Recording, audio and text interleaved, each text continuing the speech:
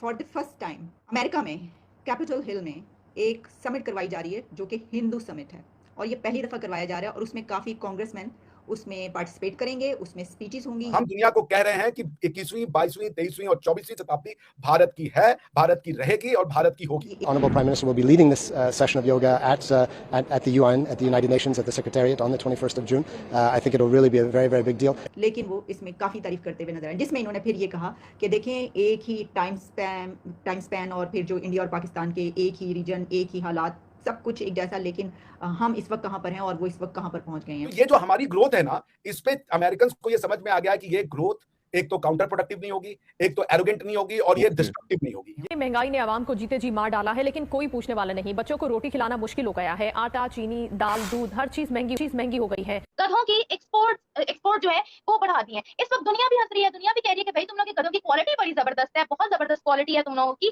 मोदी जी देखिए आज एक वर्ल्ड लीडर के रूप में क्यों जाने जाते हैं? बिल्कुल, क्योंकि वो अपनी रूटेड हिस्ट्री और फिलॉसफी को जानते हैं। तो वो पुतिन में भी कॉन्फिडेंस जीते हैं और बिडेन का भी कॉन्फिडेंस जीते हैं। के साथ भी रेप केसेस हमें देखने को मिले हैं, यहाँ पर गधों के साथ भी हमें रेप केसेस देखने को मिले हैं कि गधों के साथ भी, गधों को भी नहीं छोड़ा, उनके साथ भी रेप कर दिया। इक्वेशन बनता हुआ दिख रहा है, उसमें रशिया, चाइना और ये जो फोर्सेज है वो हावी होती हुई दिख रही है वेस्ट के ऊपर और वेस्ट इसको लूज करने देना नहीं चाहता।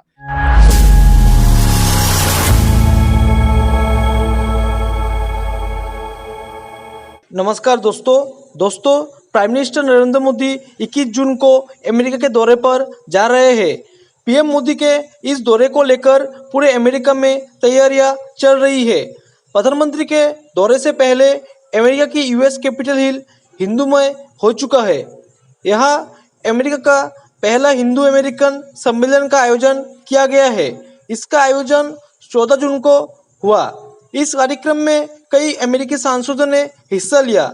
इस कार्यक्रम की खास बात ये रही कि इसकी शुरुआत वैदिक मंत्रोच्चार और प्रार्थना के साथ हुई। इस सम्मेलन को अमेरिकन फॉर हिंदूज का नाम दिया गया। इस कार्यक्रम में बोलते हुए अमेरिकी सांसद रिचर्ड मैक्रोमिक ने कहा कि अमेरिकी हिंदुओं के पास अगला राष्ट्रपति चुनने की ताकत है। उन्होंने कहा कि मैं ये बात सिर्फ कह नहीं रहा हूँ, बल्कि मुझे लगता है कि आप लोगों में वो क्षमता है। अब पाकिस्तान को अमेरिका में हिंदू समिट होता देख रोने लगा है। चलिए दोस्तों, इसी पर आगे पाकिस्तानी मीडिया के रिएक्शन देखते हैं। एक और इससे भी बड़ी खबर है, वो ये है कि for the first time America में कैपिटल हिल में एक समिट करवाई जा रही है जो कि हिंदू समिट है और ये पहली दफ़ा करवाया जा रहा है और उसमें काफ़ी कांग्रेसमैन उसमें पार्टिसिपेट करेंगे, उसमें स्पीचेस होंगी। ये एक पॉलिटिकल समिट होगी, लेकिन उसमें खास तौर पे इसको देखा जाएगा क्योंकि जो खबरों में आ रहा है मैं आपको वो बता रही हूँ कि ये समिट पहली मरतबा ऐसा होगा कि हिंदू समिट वहाँ पर करवाई जाएगी। तो बहुत सारी जो इस वक्त सिचुएशंस हैं और जो चल रहा है दुनिया में उसके हवाले से भी उसके अंदर गुफ्तगू होगी। तो देखिए फिर ये जो स्टेप्स लिए जा रहे हैं ना वो विजिट से पहले, उसमें फिर एक और जो बड़ी हमारे पास डेवलपमेंट आ रही है वो ये है कि पहली मरतबा कैपिटल हिल में करवाई जाएगी हिंदू समिट। अच्छा, अब ये जो बात की जा रही है, मैंने देखा कि हिंदुस्तान टाइम्स से लेकर और काफ़ी जितने भी मीडिया वहाँ का वो ये कह रहा है कि जो पाकिस्तानी अंबानी है उसने तारीफ़ की इंडिया की। तो जो मियाँ मंशा साहब हैं उनको ये कहा जा रहा है। मियाँ मंशा यहाँ की एक बड़ी पर्सनालिटी हैं और बहुत कमाल के बंदे हैं वो। और वो इससे पहले भी एक मरतबा जब जनरल बाजवा का दौर था, मेरा ख्याल है उनका दौर था, यानी दौर उन्हीं का था, लेकिन वो जब आर्मी चीफ थे हैं जी, तो उस वक्त भी ये वाली खबरें उड़ी थी कि जो मियाँ मंशा हैं उन्होंने आना है। और नहीं, मियाँ मंशा कह रहे थे कि मोदी ने आना है, पीएम मोदी ने पाकिस्तान का विजिट करना है। और हमने इसके ऊपर आपको काफ़ी खबरें भी बताई थी कि उन्होंने पूरा उनका उस वक्त भी इंटरव्यू हुआ था। तो हमने कहा भाई इन्होंने कहा तो इसका मतलब है कि आ रहे होंगे, क्योंकि इनको नहीं पता होगा तो किसको पता होगा। देखिए वो बिजनेस टाइकून है पाकिस्तान के और एक one of the richest man है पाकिस्तान के, $5 बिलियन वर्थ है या इससे ज़्यादा। तो कंपैरिजन नहीं है, यानी कोई अगर आप अंबानी है उनका दौलत के हिसाब से कंपैरिजन करेंगे तो वो तो दूर दूर तक नहीं है, लेकिन ऑब्वियसली कि हमारे मुल्क के तो उनको इसी तरह। और फिर हम ये नहीं कह रहे, वो तो इंडिया कह रहा है। लेकिन इसमें जो उनका आर्टिकल है, जो उनका इंटरव्यू है जो पब्लिश हुआ है, ये है थिंकिंग बियॉन्ड टावल्स है जी, ये कहा है उन्होंने। अब ये नासिर जमाल हैं जिन्होंने इंटरव्यू किया है, डॉन में पब्लिश हुआ है। अच्छा, इसमें फिर उन्होंने कुछ बातें की हैं जो बातें इस वक्त उनकी इंडियन मीडिया में चल रही हैं। और हुआ ये कि जो बजट आया उसके ऊपर उन्होंने बात की और काफ़ी इसको कहा कि ये पाकिस्तान की जो इस वक्त इकोनॉमी की सिचुएशन है ये तो किसी कोई हाल नहीं है इसका, यानी। अच्छा, उन्होंने कहा है कि no country can build reserves by selling towels. तौलिए बेच के आप नहीं चला सकते। अच्छा, if you want to strengthen your external sector and build currency reserves, you got to do this by attracting local and foreign private investment. इस पे वो कहते हैं India has done it that way unlike Pakistan. They have been in just one international monetary fund, IMF का एक ही program 1991 में लिया and never looked back. Foreign companies are flocking to that country, यानी इंडिया में, और this is because Indians have implemented tough reforms to facilitate investors and investment. In Pakistan, on the other hand, we see foreign investors running away. यहाँ से भाग रहे हैं, और उन्होंने कहा है this is because there is no rule of law here and no respect, and बहुत सारी इसमें बातें की हैं। श्रीलंका की बात की है, उन्होंने कहा है क्राइसिस जो वहाँ पर है कि सिमिलैरिटी इसमें मिल रही है।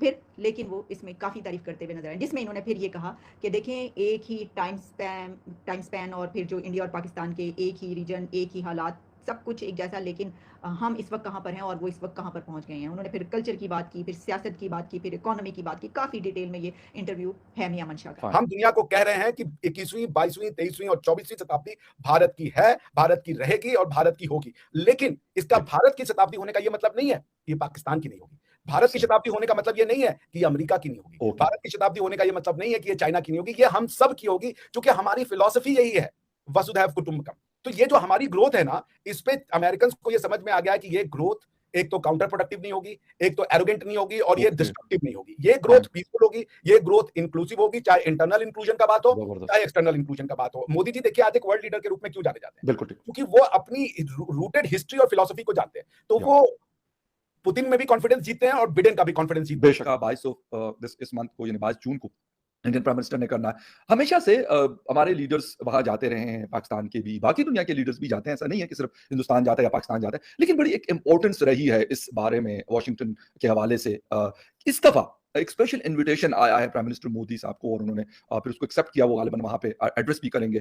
क्या देख रहे हैं कि एक कुछ चेंजेस आ रही हैं? यूएस जिस लेवल पे शायद पहले था उससे वो नीचे आ रहा है, और गालिबन जो पावर है वो एशिया की तरफ शिफ्ट हो रही है। Do you agree with me और नॉट? आपका क्या टेक है इसके ऊपर? वो बहुत तेजी से चर्न कर रहा है, और जो realities of new world order है उनको अब इग्नोर करना वेस्ट के लिए बहुत मुश्किल हो गया है। जो वर्ल्ड ऑर्डर, चाहे वो इकोनॉमिक वर्ल्ड ऑर्डर हो और चाहे वो पॉलिटिकल वर्ल्ड ऑर्डर हो, वो दोनों टिल्ट इस समय इंडिया की एशिया की ओर होती हुई दिख रही हैं। उसका रीजन ये है कि राइजिंग इकोनॉमिक पावर है इंडिया, और चाइना ऑलरेडी एक इकोनॉमिक जायंट बन चुका है, जिनको इग्नोर करना आज के डेट में बड़ा मुश्किल है, और बाय 2050 तो ये और भी नामुमकिन हो चुके होंगे इनको इग्नोर करना।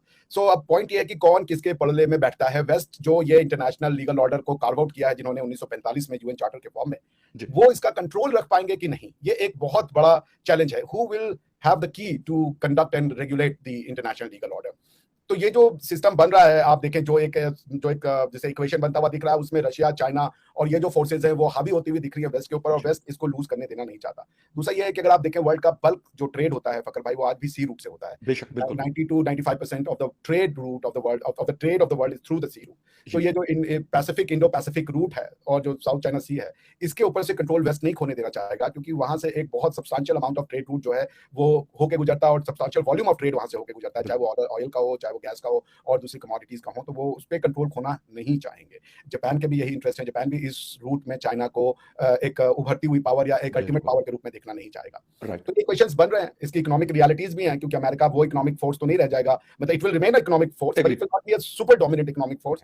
कि वेस्ट चाहता है कि इंडिया को लूज ना करे, क्योंकि चाइना के साथ उनके जो उन्होंने ट्राई किया किसिंगर के कहने पे, वो बैकफायर कर गया। चाइना उनके पाले में नहीं आया, चाइना ने उनसे सारे इकोनॉमिक बेनिफिट लिए। चाइना वर्ल्ड का इकोनॉमिक इंजन बन गया, ग्रोथ इंजन बन गया, बल्कि चाइना वर्ल्ड का प्रोड्यूसर बन गया, दुनिया के लिए प्रोड्यूस करने लगा गुड्स। लेकिन चाइना अल्टीमेटली मतलब अल्टीमेटली एक थ्रेट हो गया, it prove to be a threat for the western interest. So अब इसको रिकैलिब्रेट कर रहे हैं, और स्पेशली क्या नाम है, ये जो आप देख रहे हैं कोविड के बाद से चीजों को रिकैलिब्रेट करने का एक पूरा एक बाई पार्टीशन अंडरस्टैंडिंग है अमेरिकन कांग्रेस में। तो मोदी जी को ये ऑनर उसी लिए दिया जा रहा है, so that America does not lose out on India. So इसीलिए ये ऑनर है, एंड आप ये देख रहे हैं कि अमेरिकन इसको कर रहे हैं। देखिए, सबसे पहले अगर मैं पाकिस्तान के मुसलमानों की बात करूं तो उनको वैसे ही बहुत ज्यादा सुपीरियरिटी कॉम्प्लेक्स है कि हमसे अच्छा तो कोई है ही नहीं, हमसे अफजल तो कोई है ही नहीं। पाकिस्तानियों में इंसानियत मिलती है।